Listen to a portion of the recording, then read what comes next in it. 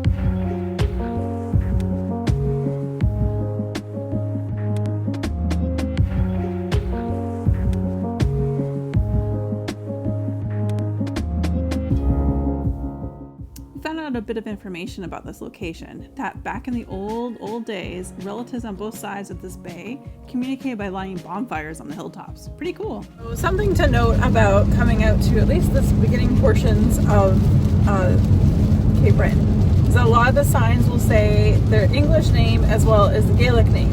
So many settlers from Scotland came here and settled here, and so there's a lot of Gaelic names as well as English names. So that's what you'll see on the signs, right?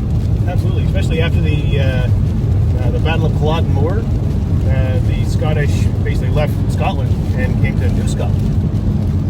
Nova Scotia.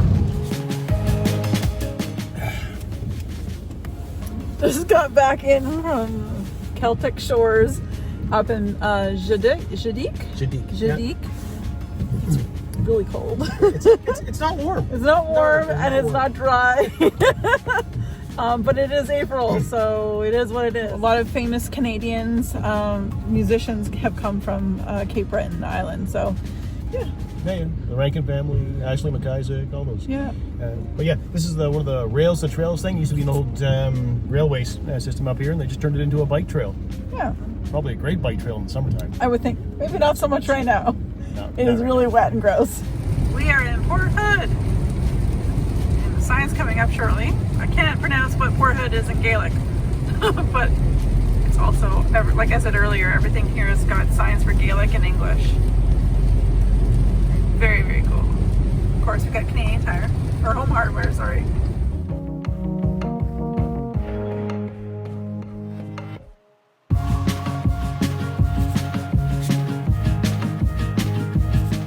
Well, we just left, or we're just going through Mabou in Cape Breton, and apparently it's home to the Rankin family, which if you're from Canada, you know all about the Rankin family. If you're not from Canada, probably North America, if you're into like folk music, that kind of thing, you probably know the Rankin family. Many of the all the kids, isn't it? Oh yeah, the Rankin family, huge in the East Coast music scene. Yeah.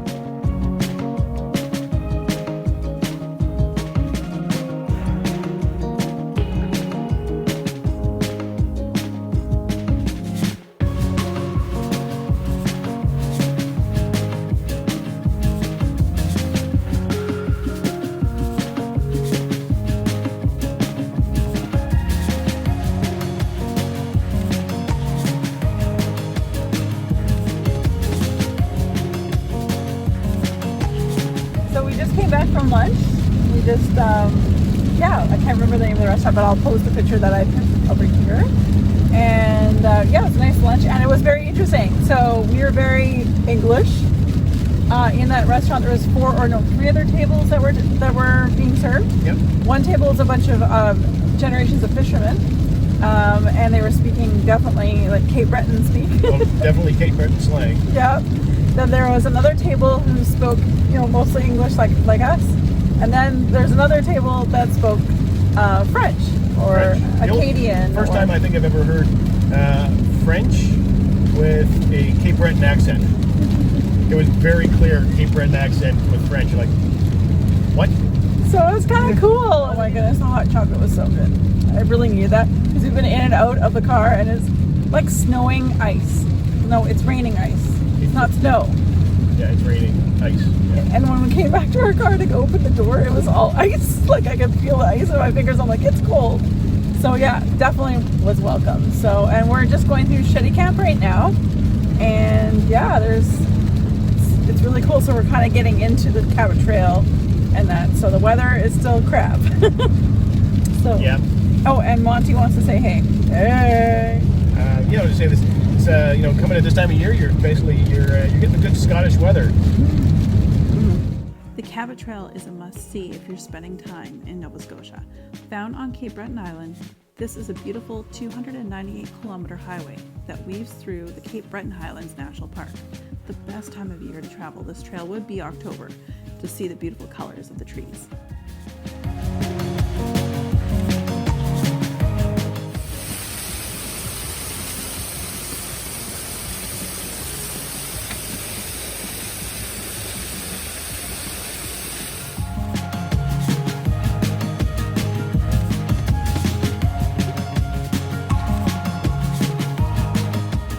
We're in the midst of the trail, and when I say midst, I mean mist. The mist of the trail. I'm about to flip the phone around so you guys can see at the end of this after I talk, just to understand what I mean when I say we're in the middle of the clouds. And there's lovely lookouts all over the sides, and we would love to stop and see some sort of a view, but Yeah. there's no view.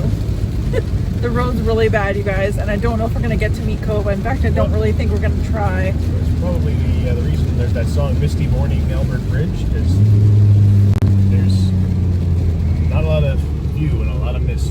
Yeah. We are in the clouds. It's icy. Everywhere you see that's kind of whitish or whitish pink on the trees, that is ice. All the signs have ice hanging off of them. The roads, although not bad right this second, but we just came through an area where it was literally slush. We still have our snow tires. We're very safe, but it was a little bit interesting. See those way out there? Those are like big glamping or camping modules, and they obviously it's too cold to be doing that this time of year. But you can rent those in the summertime, and that's in Cape Breton. Look at the pretty view. I will say, I mean, it is dim and glim out right now, but I can see why this is a popular place to come in the fall. The leaves are beautiful, bright colors of fall or autumn, and these roads let you allow you to sort of see every angle of the mountains and then the ocean. It's just so pretty. I can just imagine all of these trees up here. They're gold color, they're red, they're orange, all those beautiful colors. Right now they're just ice. We've seen so many trees pulled right down by the weight of the ice.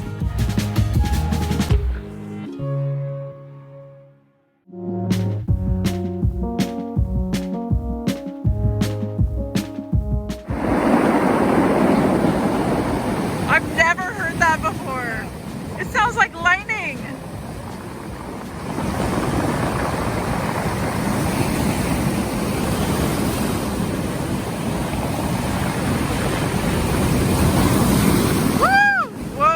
Up.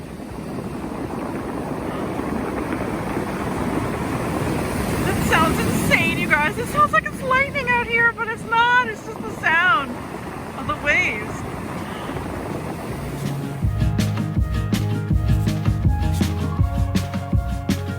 There's Nelson. Way over there, trying to get closer to that waterfall, even though I said don't do it. He still did it.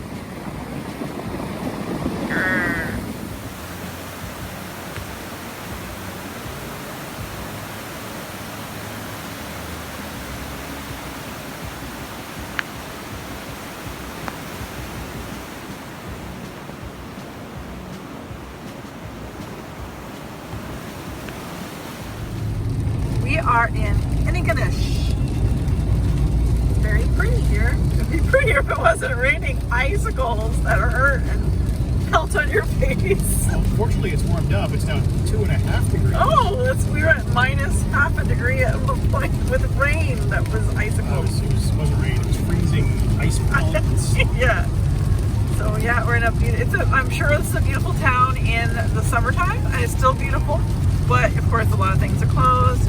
But it's very, very cool. Neither of us have been up this far, so we're just checking it out. We'll be staying in Sydney tonight, but we're just kind of going through and got about an hour's drive or so before we hit to Sydney, I think. Hey guys, we're finally, was it like a 9-hour day? Oh yeah, yeah. It was a bit of a drive. But The weather was nuts. Oh my god, yeah. Wasn't snowing, wasn't raining, wasn't hailing. I'd say it was more along the lines of sleeting. The roads were mushy with icy slush, and the rain, when it hit your face, felt like little razor blades. Yeah, it was not cool weather. No. It was very cold weather, but it was. Yeah. And of course, we're right by the ocean, so when the wind blows through, of course, that even hits us harder. Yeah. So we're in our hotel and we're enjoying it. And what we will say is we brought our own wine. This one is McManus, a Family Vineyards Cabernet Sauvignon 2019. Cheers, Nelson. Cheers. Drinking from a Dixie cup. That's right, because this is what was provided.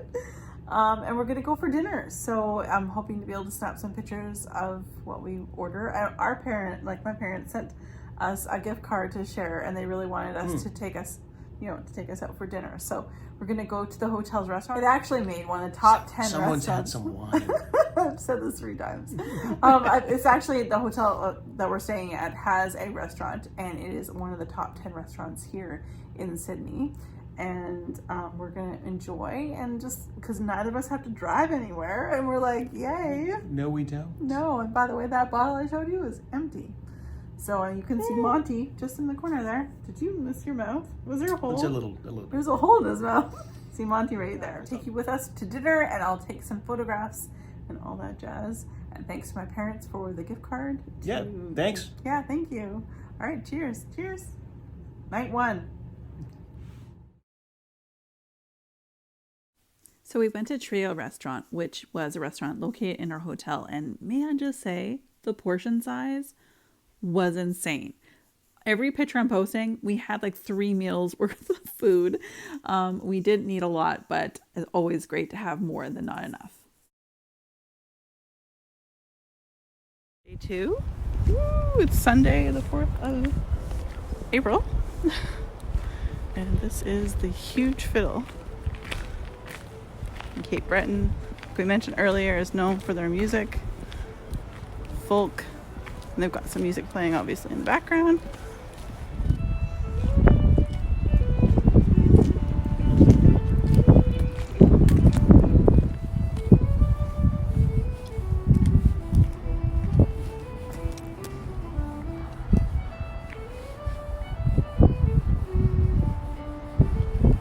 Hey, it's Monty-sized t-shirts. Look. Oh, they even have Schitt's Creek. Up Schitt's Creek. Perfect. Hey. There's the perfect size for Monty. And here's one for you. Me? Ha ha ha ha. So we're just here down again near the fiddle, and this is where all of the little shops would be. They're all painted bright colors. They've been closed, like Nelson was just saying before I turned it on. Like, they've been closed for a year and a half, and I'm not sure if they'll be likely to be open again this summer. I guess we'll see. But these little businesses, just like many others in the world, have suffered a lot because of COVID. Sydney! There she is in all her glory. What did you find, Nelson? I found a lobster trap. Cool. Free advice. Free advice.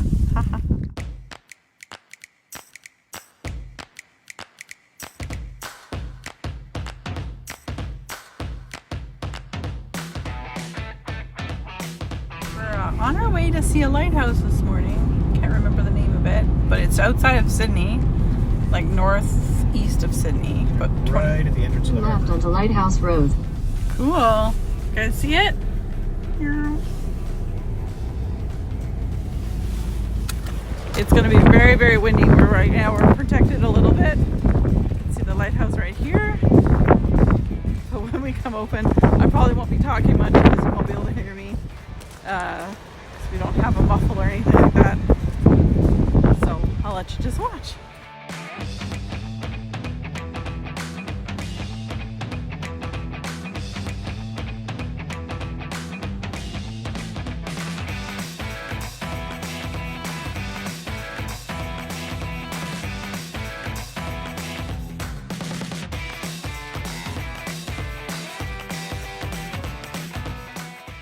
Fort Petri is a World War II era fortification site at New Victoria, Cape Breton, built to guard Sydney Harbour. Fort Petri includes an observation post and gun batteries and several below-ground fortifications. The buildings and underground fortifications are all included in the designation as well as the surrounding property. We were at the Low Point Lighthouse. Right, that's what it was. And then we're at Fort Petri in the parking lot right now, so I've already put some photos up for you guys. Now we're going to go through Sydney and to head over to Bedeck. He's got the map out. So Through Sydney Mines to Bedeck, and past Big Bread Door. And then Waikokama. Forgive me if I pronounce that wrong, but Waikokama, I believe. Something like that. It's gross out. Like, no joke. It's cold. You're outside. If you don't have ear cup protection, your ears are very sore. Like, whether it's wind, like from the wind, or just the cold. It's very cold outside. I'm not being over dramatic. So, Monty's warming up here in the car too. Nelson lost his mask, his Nova Scotia mask, while we were out at the lighthouse. So we're at a gas station, and they said, "Oh, he's like, hey, do you have some masks for sale?" And he's like, "Yep." This is what he came back with. Give us a gift. All right, we decided to stop and make a slight detour. We noticed that there was a brewery that is open. I think it's called Big Spruce Brewery. And this is pretty much still in Bedeck, just near Waikokama. I think, again, if I said that wrong, I'm sorry. But yeah, so when I step out of the car, I'm going to show you if this was a nice day. They have a really nice setup outside, but it's not a nice day. And it's gross. So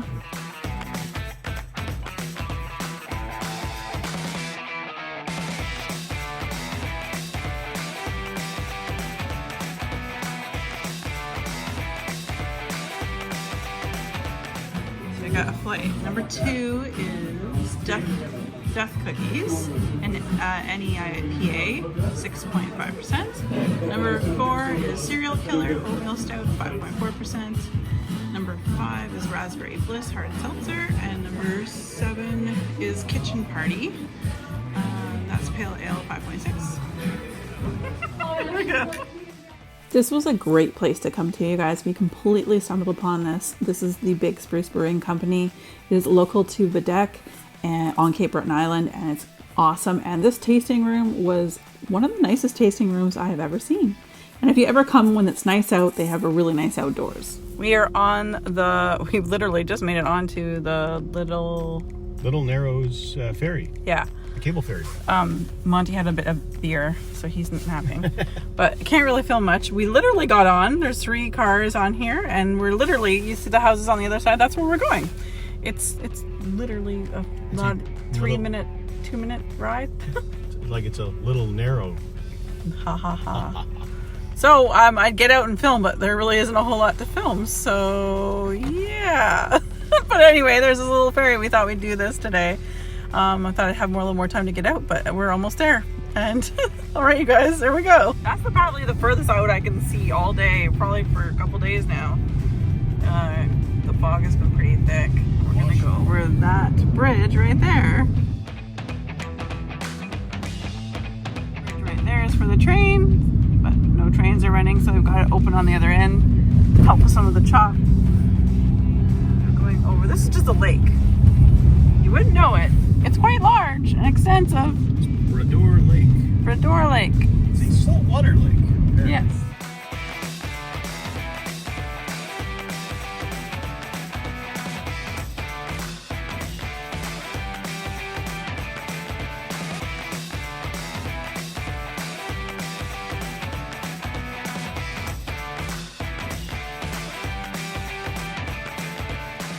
And we just came from Tim Hortons. It's probably the first time we've ever ordered something, and they ran out of stuff, which is a Monday after the long weekend, so I can totally understand. But Monty is super happy.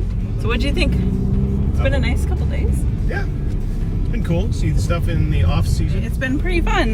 The weather really has not been great. We are going to drive down to Fortress Louisburg, or Louisburg, depending on how you like to say it. And don't know if their museum is open. It's a really large, amazing museum. We were there in October of 2019, which was perfect time for that because, well, there was nobody around, which was nice. And that was pre-COVID too, so it was really nice. So anyway, we're gonna go check it out. I don't know, like I said, if it's open. If you do go to Fortress Louisburg, definitely do the rum tour. Oh yeah, totally. It's extra, but you learn a lot of history about rum in general. Did you know rum was illegal in France for the longest time? Yeah. Because the wine lobby had the ear of the king, and the wine lobby said, well, you know, this will put us out of business, so we can't have that. So the king made rum illegal because it was too cheap. It was cheaper than water. So one of the things too about the trip, if you ever get to Louisburg or Louisburg, Fortress Louisburg, would be that's just it, is that although everyone loved the flavor and taste of rum, that was the poor person's or poor man's drink, as they would put it. And if you were caught as a businessman, because back then it was businessmen, in the pub ordering a rum, your credibility would go downhill because people would be thinking, hey, you don't have any money, you're like, we're not going to invest in you. So that's why they drank beer. Yeah, so maybe it was or no, that's why they drank wine. Or the wine, I guess, sorry, wine. I meant. But yeah, and so to get out of that and to make it drinkable, they made the punch. And the punch had very expensive ingredients such as sugar and lemon and water, which was very expensive because really, I mean, wine was, there was alcohol in it, killed any or most of the bacteria. Bad things that were in the water at the time. So even like children, adults would drink wine because that's what you drank. So to get through that, they would throw these items into this punch to make it elite, because lemons were very expensive and sugar, sucrose, was very, very expensive and brought in from other parts of the world to make it expensive. And that's how they were able to bring in things like rum punch. Oh, and punch, by the way, is I think it's an Indian word for five ingredients. Yeah. That's why there's five. Now there was water, there was rum, there was lemon, there was sugar. I can't remember the fifth one. Yeah, it was some spice. Some spice, or clove or something like that. Yeah. But yeah, it's definitely a tour to take if you're ever at Fortress Louisburg. Also, too, we learned a lot about the trading and how much money today. You probably remember the. Oh yeah. More money came out of Louisburg in the fishing industry than the entirety of the fur trade. During the entirety of the fur trade, that's how much fish was in and around Cape Breton. So that's really big. And like a lot of places that are along the coastlines here, or many places in the world, it's slowly eroding. The ocean is slowly breaking down the outskirts of the fortress. So yeah, as soon as the borders open up, any of you guys who in the US or international who have ever wanted to explore the east coast of Canada, if you're able to get out to Nova Scotia, I would highly recommend Fortress Louisburg. I just think it's great. And Nelson's the history buff, not me. So, and I quite enjoyed it. So I know that you guys probably would too. And Monty approved.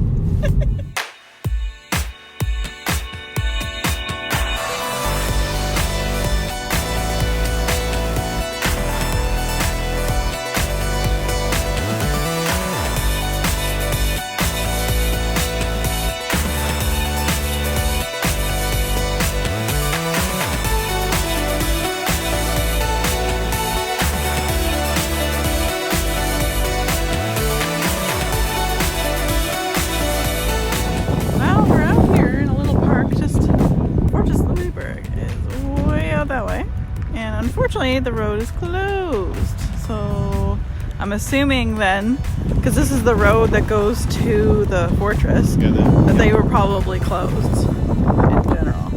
But this is a nice walking path. There's a cemetery here. Beautiful setting for a cemetery. Ocean, of course. Lighthouse way out in the distance. Way out there. We're hoping to maybe stop there and go check that one out on our way back. This is also the sunniest and most clear that we've seen since we left Halifax. Was it like on the 2nd of April? 3rd of April? 3rd of April. So it's so nice to see the sunshine. Very, very nice. Because it is now Monday of the Easter long weekend.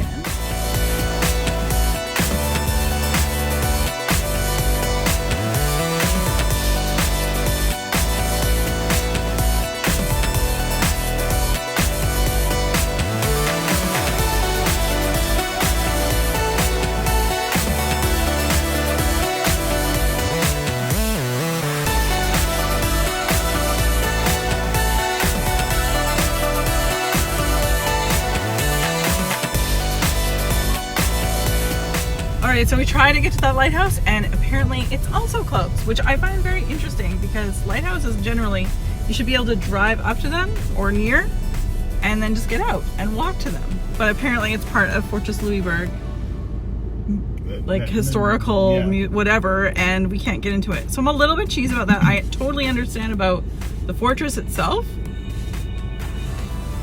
Yeah. But the lighthouse is a bit weird. It is what it is. Or at least put it online. I don't believe any of them said that they were closed.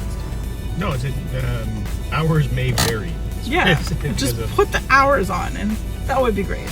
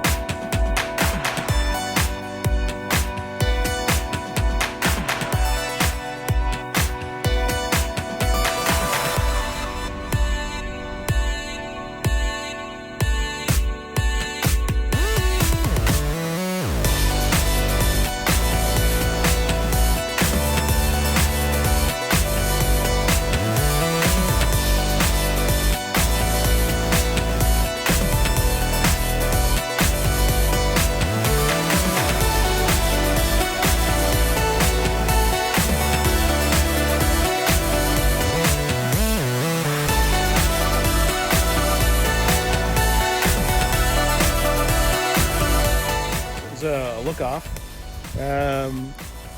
where there's a claim that someone by the name of Prince Henry supposedly voyaged from Scotland. Spent a year here with the kind of cooperation of the Mi'kmaq people. He was a Scottish prince that is said to have sailed from Scotland in 1398 and landed here June 2nd, 1398. In Shabukto Bay. Yeah. So this is quite interesting considering nobody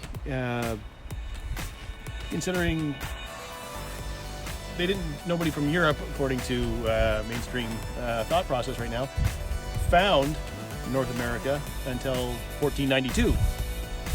What? That's almost 100 years difference. Exactly. So it's not out of the realm of possibilities that somebody, because if he was a prince from Scotland, then maybe he had Viking ancestors, because the Vikings are known to have found Newfoundland 1,000 years ago, so 500 years before Columbus found the ocean blue. Yeah, it sailed the ocean blue. Yes. But yeah, nobody other than the Vikings in Newfoundland in about 1000 AD. So in 1398, très intéressant. So this is probably the nicest day of our trip, and this is our last day, and we're literally on our way home. We have to both go back to work tomorrow. Oh, I have to go back to work tomorrow. You don't. But so behind us is the Atlantic Ocean, and so it's really nice. Somewhere over there is Cape Breton. Yep. We just came from there. So Cape Bretoners call the rest of Nova Scotia mainlanders. Yeah, apparently we're fine because we're from BC Originally. Whenever we went anywhere, so just a note, we kept our British Columbia cell phone numbers because why wouldn't you? Because it's the same, it costs the same no matter what, and why would I want to give up my number, right?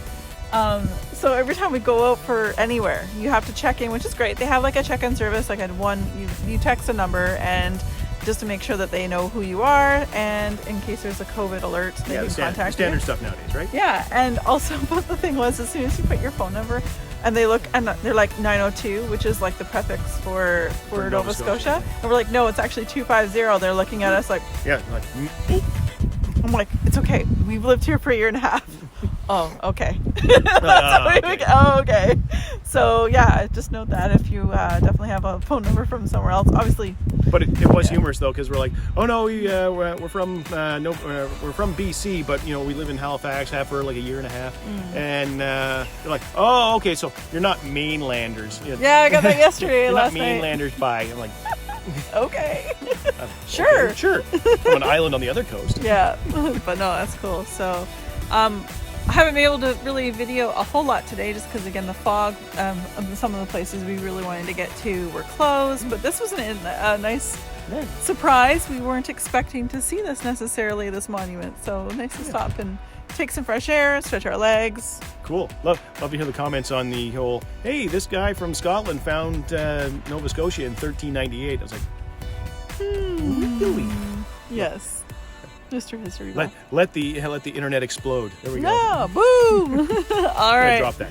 And I'm out. We're good. Yeah.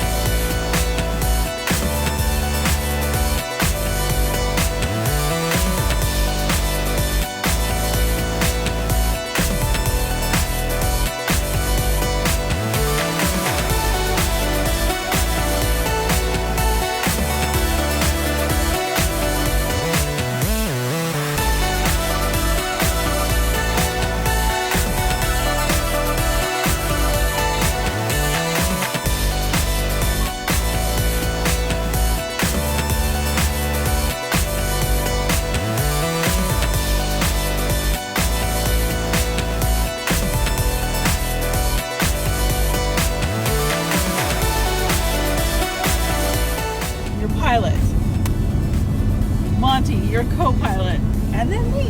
And we are the Harveys. So we're so happy you were able to hitchhike a ride with us and experience Cape Breton Island and parts of Nova Scotia. And we hope that you guys can join us again very soon. Until next time, bye. Going through the car wash. Car wash, yeah. Whoop, whoop. End of a road trip. 1,700 kilometers. Yep. Woohoo. That's a long ways. 3 days? Yeah. And it's pretty late. It's 8:08 actually. Yep. And we haven't had dinner. We're gonna go home and I'm gonna start a little laundry and have the late dinner and maybe watch some Big Brother Canada. All right. As always. Bye.